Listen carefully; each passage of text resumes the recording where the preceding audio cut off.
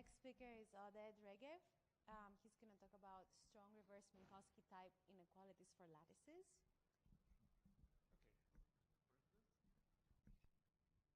Good. Okay, so hi everyone. So I'll tell you about joint work with Daniel Dadouche, who couldn't be here because he's giving a similar talk now in Cargés in Corsica. Not that I'm envious or anything. New Brunswick is great, but that's where he is now. This is something that's the question that we've been working on for while Daniel was a postdoc with us at NYU for like about 2 and something years.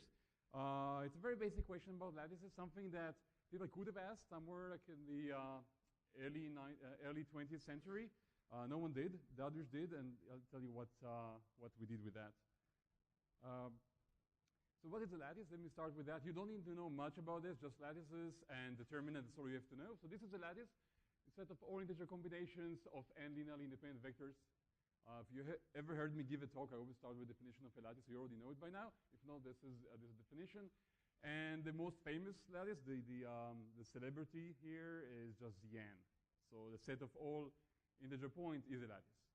Okay? It's actually going to play an important role in this talk. It's a famous lattice. And a brief history, where I can't go back to Abraham's time 5 millennia ago, like in Simon's talk, if you've been here.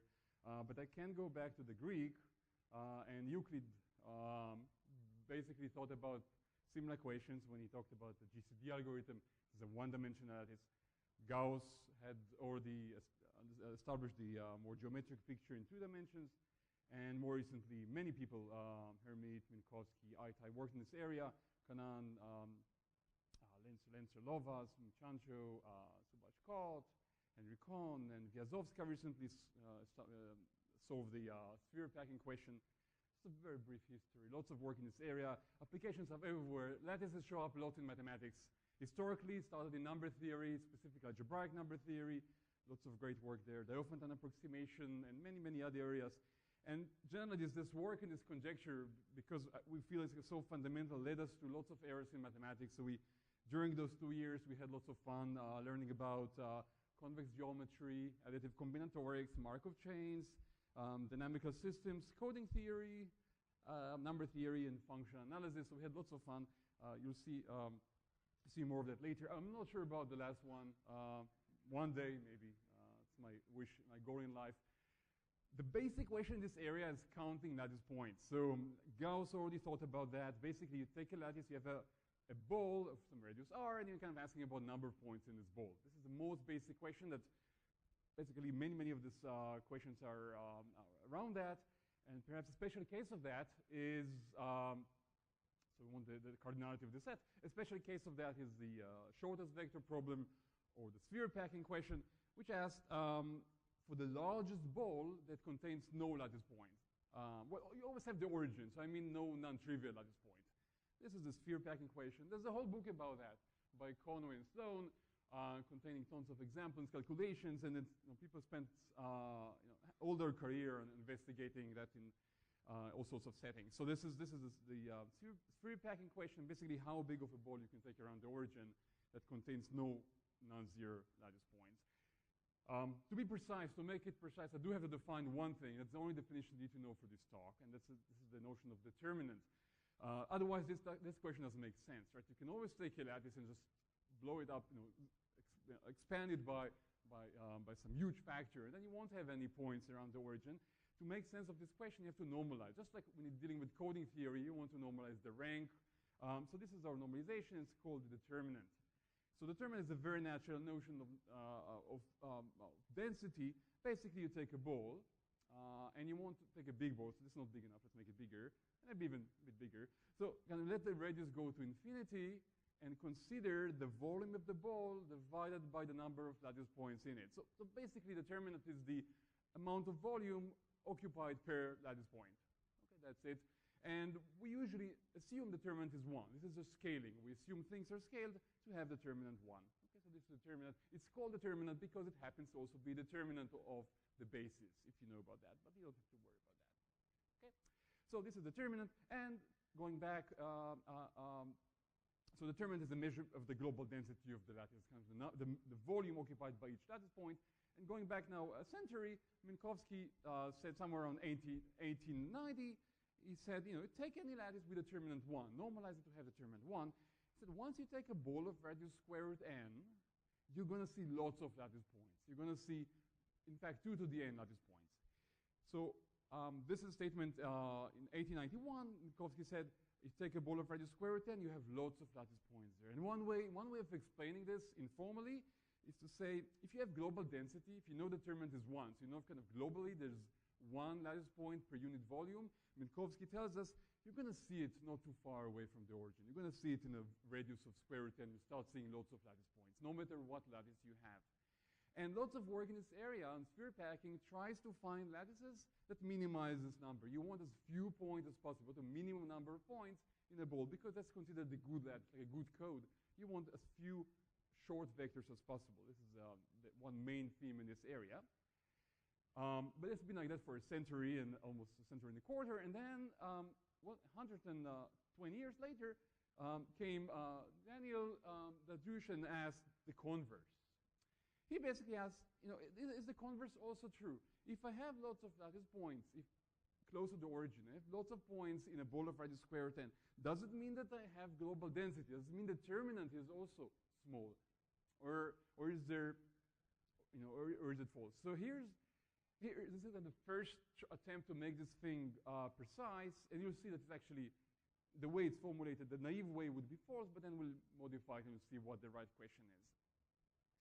So here's the first attempt to make this conjecture formal. And this is our main contribution in this paper is to discuss the conjecture. And let me try first to motivate the conjecture. So here's the first attempt. Assume you have a lattice and you have lots of points. So you have 2 to the n points in a ball of radius square root n. Tons of points there, very close to the origin. Is it true determinant has to be less than 1? Okay, that's kind of the naive converse of Minkowski's theorem. And you think about it for a minute, and you see this is too good to be true. This won't be true, and here's a very simple example. Consider this 2-dimensional lattice, and imagine it's very, very dense on those lines. It's very, very, very dense. Imagine the spacing here like 1 over s. S is an enormous number. But between the lines, there are gaps, and those gaps are even bigger. They're like maybe, say, s squared. So that you have this picture in mind of this very dense lines, lots of points on them, but in between the lines, there are like a few astronomical units apart. And if you think about that, well, determinant here is big. So globally, this thing is actually quite sparse because of the huge gaps between those lines. So determinant, if you multiply s squared by 1 over s, you get s. So determinant is very big. S is enormous. But if you take a ball of radius square root n, well, you get lots of points there, of course, because I took this very dense line there. Okay? So the number of points would be maybe s times square root n. So what did we do wrong? Well, this is the first attempt. This, of course, is not true. But here's one thing that might be true. Assume you have a lattice and you have lots of points in radius square root n. You have maybe 2 to the n points. Does it necessarily have a sublattice, namely intersection with subspace? Does it have a subspace where determinant is less than 1? Maybe that's the right question to ask. And indeed, this is what Lattices asked. This is Daniel's conjecture. Again, I want to say if I have lots of points in a ball, if I see lots of short lattice points, is there a way to explain it? Explain it in the sense, kind of give a witness, in the sense of a subspace where it's also globally dense, where the intersection is, where the determinant is small. Make sense? This is the conjecture. That's the kind of main take-home message. You can also listen to the rest of the talk if you wish. Breaking news, you didn't see it in the New York Times, probably because of the presidential election stuff, but recently, joint work with Noah, we proved the conjecture, so this should be on the archive, hopefully in a week or two. I've been saying it for a few months, but it should be on the archive in a week or two. So local density does indeed imply global density in a subspace. So this thing I mentioned before is true. Let me make it slightly more formal. Here's the conjecture, now theorem. And I'll do it in the contrapositive to make it more exciting. So if you have a lattice and all sublattices, all subspaces, have determinant at least 1. So there's nowhere any global density. There's no dense line like that that's hiding in there. Then the number of points you have, a norm at most square root n, is at most 2 to the n. Okay? And that's what I wanted to have before. Those parameters, you can play with those parameters. Nothing special about square root n or 2 to the n. More generally, for radius r, we can get something on the order of e to the log squared and r squared. And that's nice because this is essentially tight for Zn, this celebrity lattice I mentioned in the beginning, the simplest of all lattices for Zn. So in some sense, if you want to remember this conjecture, the theorem, you can think of it as saying that in some sense Zn is the densest. Zn is kind of the worst possible lattice in this sense. So I told you that traditionally in this area, people care about the best lattices. They want to minimize the number of points in the ball. And what we're doing here is kind of the dual of that. We want to maximize the number of points. We're asking for the highest number of points you can have under those determinant conditions. So in some sense, it's dual to the usual equation you see in this area.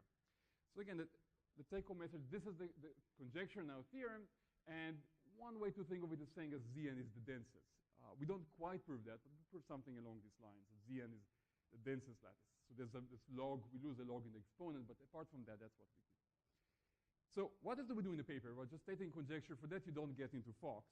Maybe into Stock, but not Fox. So our results, the first result is that we actually give some evidence. The paper ended up being more than 60 pages long, so we do something there.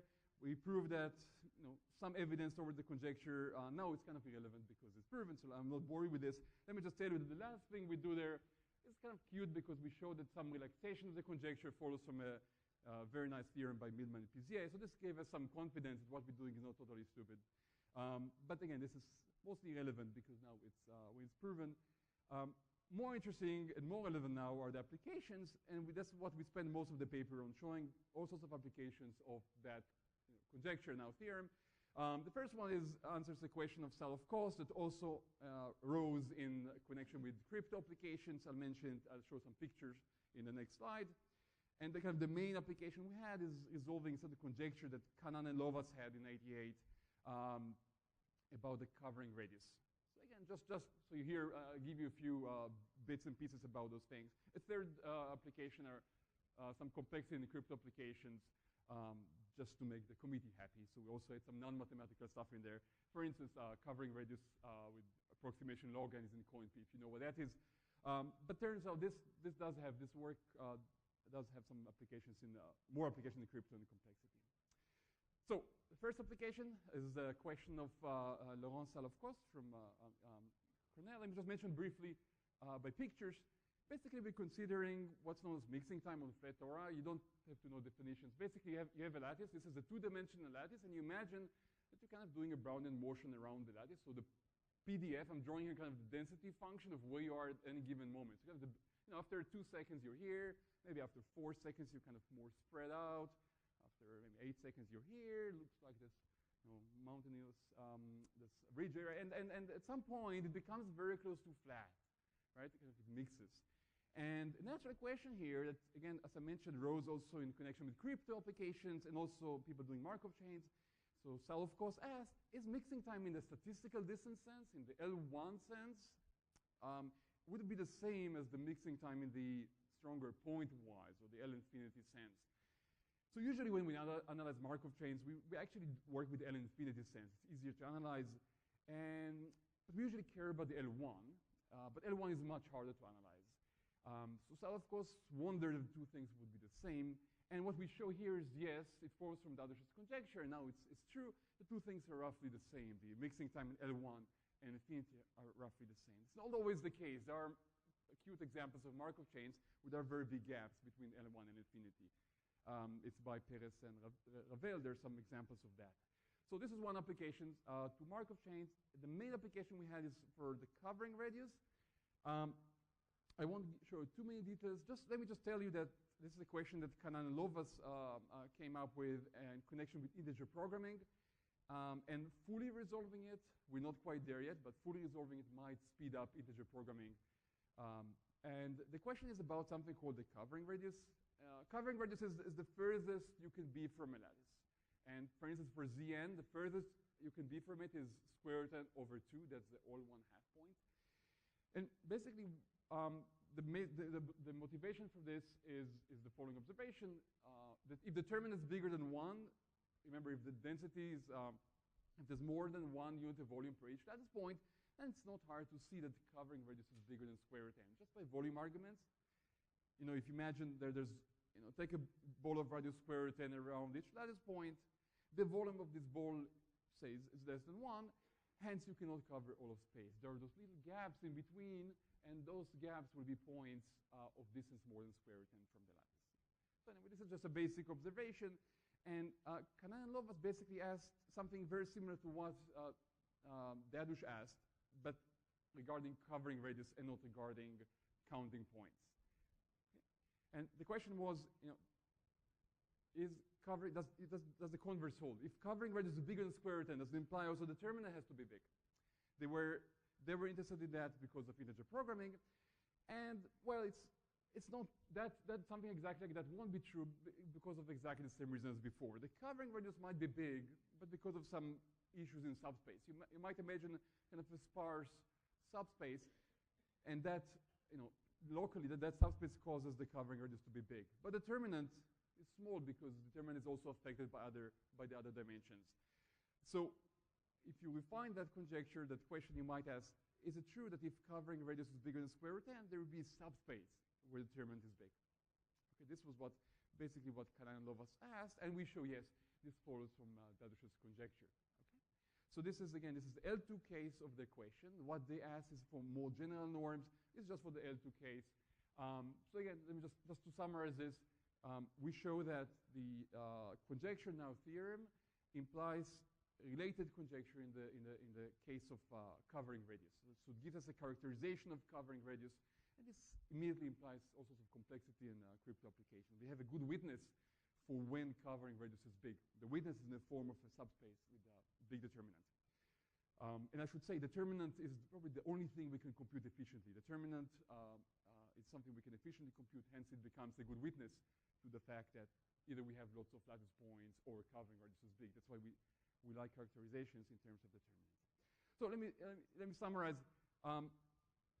Again, most work in this area usually focuses on the minimum number of lattice points in a ball, starting from Minkowski and all the work in the 20th century.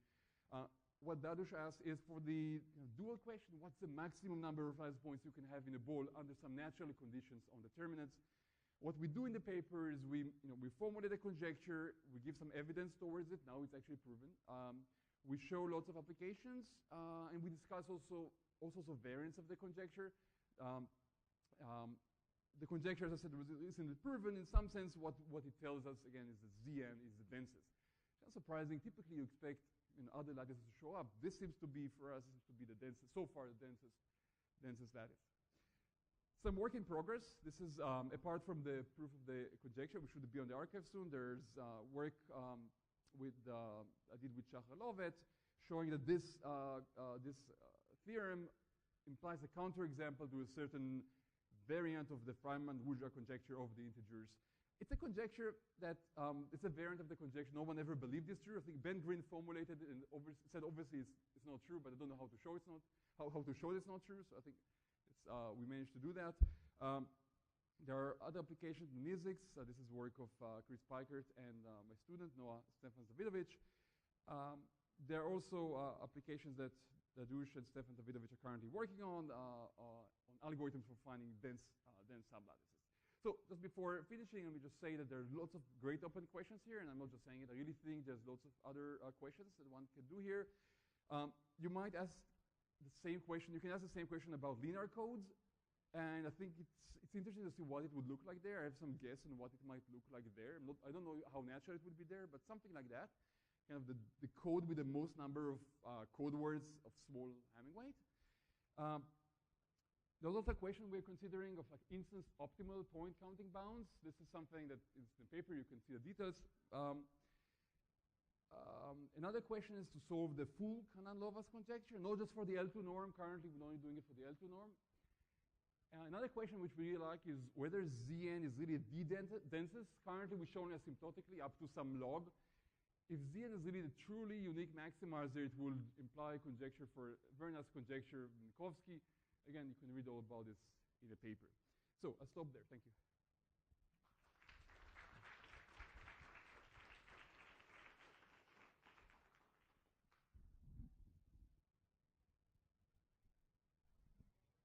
Any questions?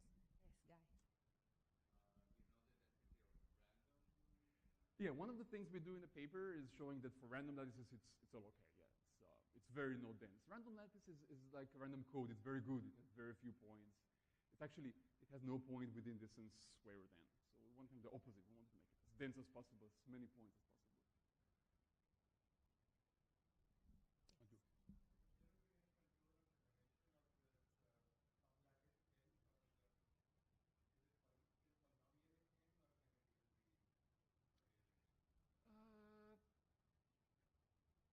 So, yeah, good question. So it gives, when you formulate precisely, it gives what you would expect. There's still, when I mentioned this instance optimal, there's still a question there whether you can really locate all the subspaces of all dimensions. So this is maybe what you're hinting at. But yeah, it gives some information about that. Yeah. But that's a separate talk. I didn't talk about the theorem or the